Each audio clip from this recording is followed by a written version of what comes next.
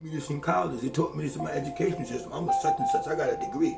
He's wrong. Why am I wrong? Because your white man ain't confirm it. You understand that?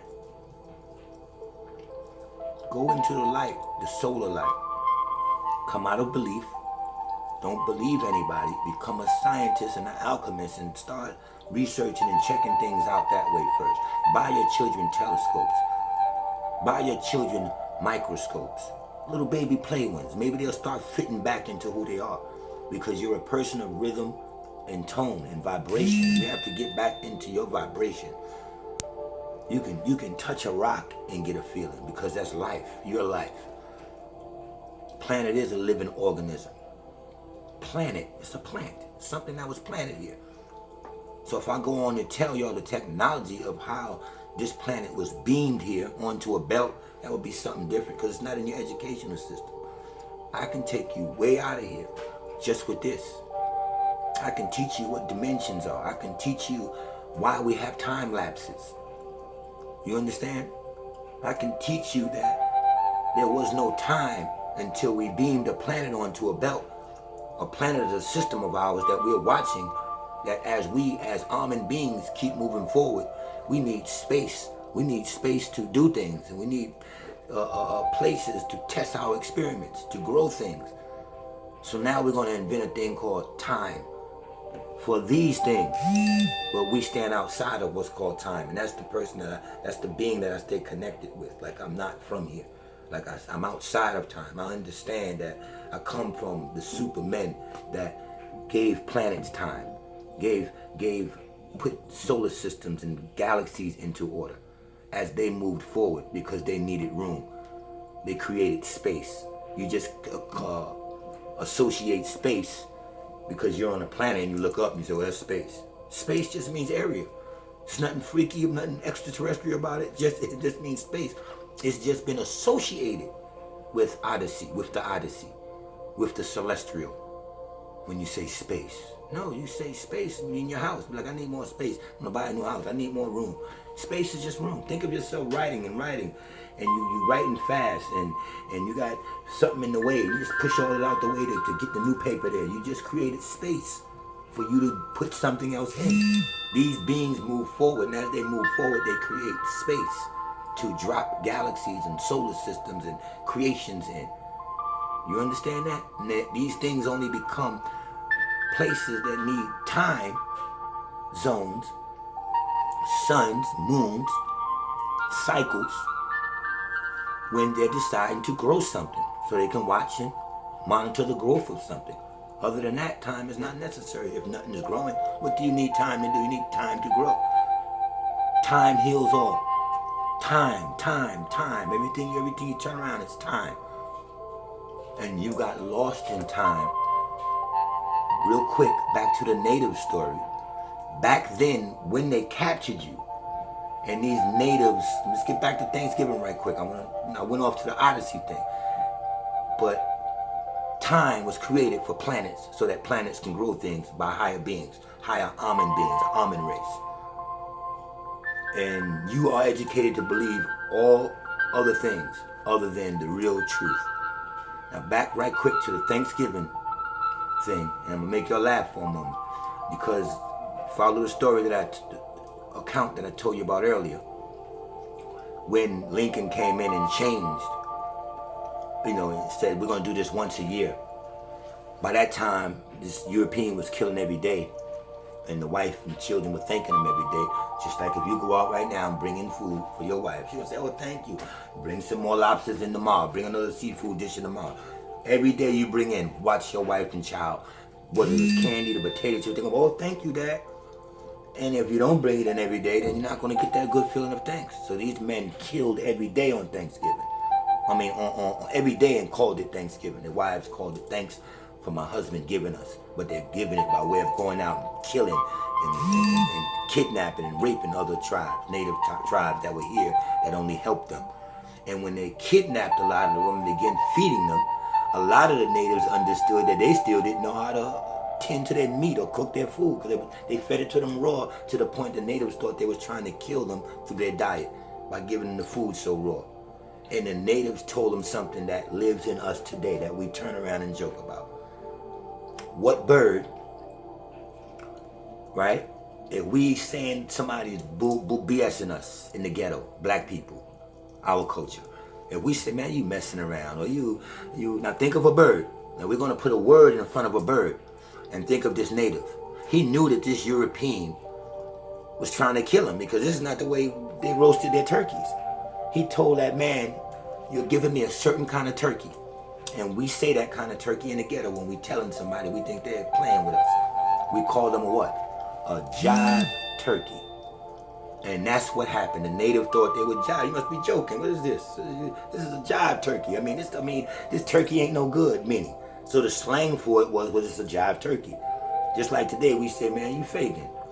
You understand, man? You gave me a fake bird. You know what I'm saying? That ain't no real chicken. That's a fake bird. And if we started saying fake bird, just like he started saying jive turkey. And we all know when we call someone a jive turkey in the hood, that means they ain't right. Man, you trying to trick me, man. Jive turkey.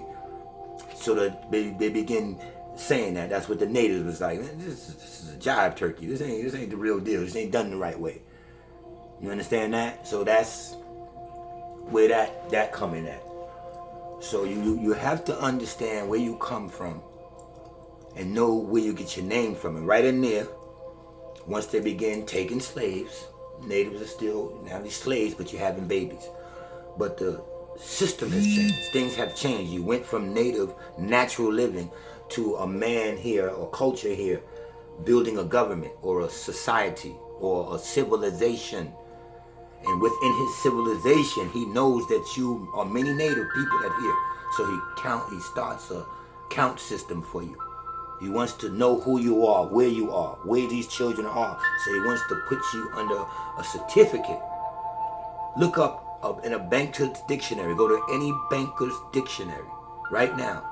Because we're dealing with merchant now, money. Because they were going to be charging. You got to pay for these children, your own children. Because we took over now. We killed you all. And what's left, we're going to rule. We're going to get them a birth certificate. And when your children come out, two natives have a children, they snatch that child, measure that child, and do all that before they hand it back. And they birth certificate that child. You didn't have a chance then. You know why? Because you didn't have to name the baby.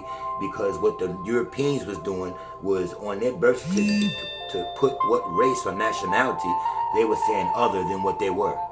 And because they owned you, they put their name. And that was the beginning of you being lost and the losing your name. Think hard. Think about what I just shared with you. Because that could be key structure in you trying to teach somebody how you got lost. When this man beginning his civilizations, if he wanted to count you and keep account of the rest of the families that was left, the little bit of people he didn't kill, the women and children. And when they had babies, they went in and took them babies and measured them and all that. That's why you got to do that on your birth certificate. You look at any banker's dictionary, the word certificate means someone gave you a certificate, certified it. There's an owner to any certificate. Any certificate means it's owned by someone. You are owned if you have a birth certificate. Period. You are owned. And if you're old enough and you look up your birth certificate and put it under a light and look behind it, and you'll see all the bank names right in the old brown birth certificates. Y'all understand that? And right then, on their own thing, what race is this child? They wasn't going to say there was one of the natives, or black, or whatever, Egyptian culture, or African culture, or brown, Indian, whatever. They wasn't going to say that, so they put other. And they said it made sense to name him after us because we own him. So if he was Smith, he would say that native baby name was Smith. And you monitor that over years and years of that child growing up being called one of the Smith's kids. That's where we get that from. But white people are talking now. Oh, that's a Smith native right there. One of them natives running around. When that child get 8, oh, that's a Smith. Until they don't know their name no more. Over generation to generation, that's why your last name is Smith. Same thing if your last name is Thomas. Same thing if your last name is Edison. Same thing if your last name is George. Same thing if your last name is Johnson. Same thing if your last name is whatever. It's because someone owns you and put on your birth certificate other than who you really were. So the natives begin naming themselves, and that's where you get, his name is 10 Bears, and his name is, 4 Lions, and that's Wild Eagle Wolf. and all that. They didn't use that system to name themselves. They went off the earth of their babies and watched their child, and then they gave their child a name. But it didn't go on a certificate. It went here. So that's how you got lost. That's one way you got lost in him rerouting your name, because he comes from naming himself. And I mean that. If his father was a locksmith, they became the Smiths. They crawled out of the cave. They didn't know nothing. And they conquered this whole native society who had taught them about wildlife, how to eat, and it taught them about how to cook food, who would give them feasts. And they turned around and killed them all and took everything that they had, from their technology to their food to their menus and everything, and took it back to their women and children. And just like when you walk in the house with them groceries, and if you're, as a man, if you don't believe me, go out right now and come back in with your wife's favorite meal from her favorite restaurant, some shrimps or whatever she wants. Dinner could be cooking. She gonna be, oh, you got me my shrimp, oh, you got me my lobster, oh, we can go out to eat. She'll cut that oven off, and you'll get a big thanks. Not that that woman is nothing's wrong with that. That pleases her. Food began to please us, and that's another place they got us at, through our diet. They don't want to start mixing our diet. We were natural people eating whole grain food. You have to go back to being natural, eating whole grain food. Stop brushing your teeth with toothpaste that says it has fluoride in it, dummy. Go look in your bathroom, reverse your toothpaste if you got a fluoride toothpaste, and ask yourself, why the hell would it say if you swallow too much, call a fucking poison clinic? So if it's a little bit of poison in this toothpaste, what is it doing to your teeth every day? Don't let me tell you. You know what I'm saying? So that's just it. I hope y'all, hope I shared enough with y'all. And I just want y'all to know that you haven't been thinking. Start to do for yourself and start to think for yourself. And everything will magnetically pull your way. And if you're a solar person, you feel me. If you're a solar person, you feel the vibe behind you and the music that's playing. You understand what I'm saying? If you're a solar person, everything I said resonates with you. Your chakras, your DNA, and things like that. Those are your energy centers. That's where the snake crosses. That's why they have a serpent on a medical symbol. Serpent, they made you think is something bad, but no, a snake is more powerful than anything. Snake constantly moves forward and is about force. And every Egyptian story, every Egyptian account, every Egyptian pharaoh has that same snake up on their head. They wore it like you wear a badge. It's just the same way the police put on their badge. When you look back at Egypt, look, what did they have? They had an emblem of a serpent on, just like emblem. You put on a shirt and you put a piece over it, like a butterfly, an emblem or whatever it's called. Or the police put on a badge, or you put on something to represent what you are, a patch or whatever. Go look at your Egyptian story or account, and you'll see those. Every one of them pharaohs had that serpent, that cobra-looking serpent. So what could be bad about it? It represented our genetic. It represented medicine. It represented the key to the created one, the human. We can cure y'all through this. We are your tamers. That's why they say the serpent was wise. And we don't want to, get on and keep getting on and going on to the woman and her creation. Because remember, if you go to that same Genesis, there was one man who God breathed into and he became, and God walked with this man. That's the man that didn't have faith, hope, and belief, because he walked right with God. Later on, when he went into this man's ribs, came up with a woman. Then later on, some other man and woman became, they meshed the story together so good, you think it's the same man that manifests. But no, one man manifests and knew things. And he wasn't naked in a garden. He walked with God. It says it clearly. God showed him all these rivers. And then told him, this Adam, to name stuff. Whatever you name stuff. So how could he not know nothing when God told him, whatever you name things, so it is. It shall be. So he knew things. Then they eased the story right into a rib story. And if you want that story that way, then a woman come out of the man who already was manifest here. She comes out of him from his rib, not the original God. It didn't say God breathed into the woman. God only breathed into the man, and the man manifests. If y'all want to believe that, I have a different story for you. Back in my true culture, the woman sat with me. There is no, she was feminine, I was masculine. She was less masculine. We were separate, but we were equal. And men today know that. You are equal to your woman. Don't ain't no pedestal. Don't believe that story that you came after from a man's rib. And right in there, if you want to believe that, then you got to bow to a man. Because that God told you, he's going to put enmity between thy seed and the serpent seed. The serpent seed will be us. And then Eve's seed will be them. That's what he was talking about. Thy seed was the serpent seed. The serpent has a seed. We are the seeded serpents. We are the wise one who came over to that dummy and taught them they was naked. But those European cultures are going to come down to crush on the serpent seed and teach you everything bad about the serpent. And I tell you, I don't like to use melanin. I told you I like to use carbon. Carbon is what? 666. So when Cain slew Abel, what did this God mark on Cain's head? 666, proving that we're the carbon people. We're tagging him. He's our creation. He's a creation of the carbonites.